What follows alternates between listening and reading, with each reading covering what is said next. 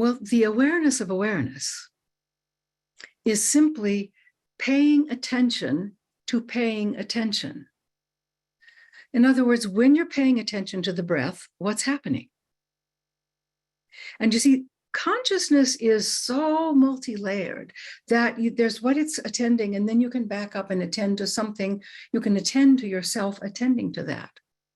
Some of you may remember, we did a few workshops, these were a while back now, where we really worked with some of the mental afflictions by saying, okay, I have a pattern where when I'm around so-and-so, something is tweaked and either I'm angry or I get hopeless or I get whatever. So I said, all right, we devised this little visualization where you're seeing yourself up on stage playing that role.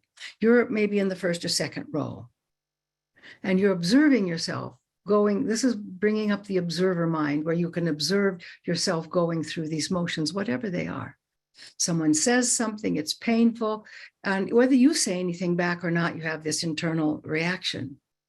And so, but when you're out in the audience, you can observe yourself doing that. It's amazing. The mind is not put off by this. It's kind of excited that it can do it.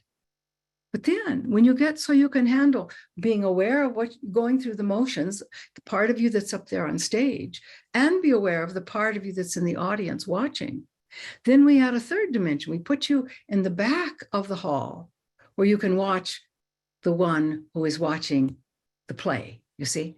You have to come to this ultimate recognition that all of life is very much like a play. You're playing a role. You're playing the roles your ego designs for you. And until you can back up a little bit and observe the play, it's very hard to discern that this is something coming from the ego. You see, there is the emotion one feels, and then there is one's reaction to it. Or there is whatever one feels. Maybe someone feels pain. Some condition in the body hurts. There is the pain, but then there is one's reaction to the pain.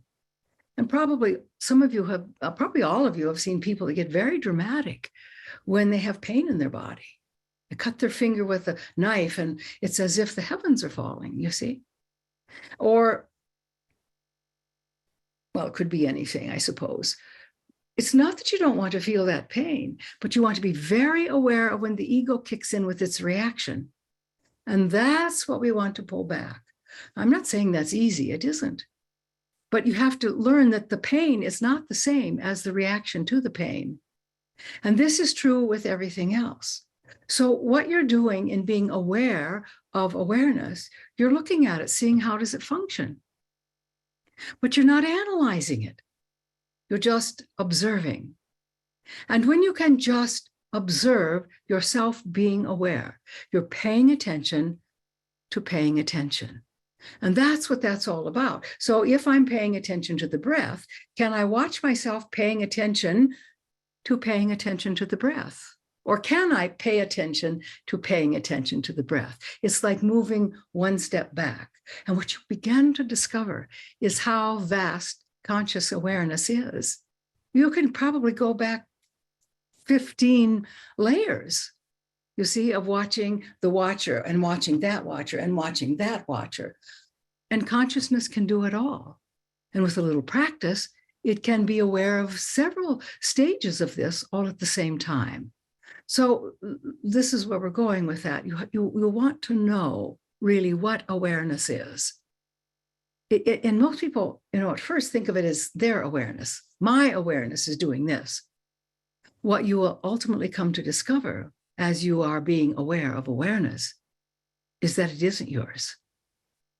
It's something that is a gift that maybe observes or takes in through your sensory organs. But the awareness is not yours. You didn't do anything to create it or make it or anything. It was always there. You're learning how to use it maybe at vaster levels. And that's really what this being aware of awareness is all about.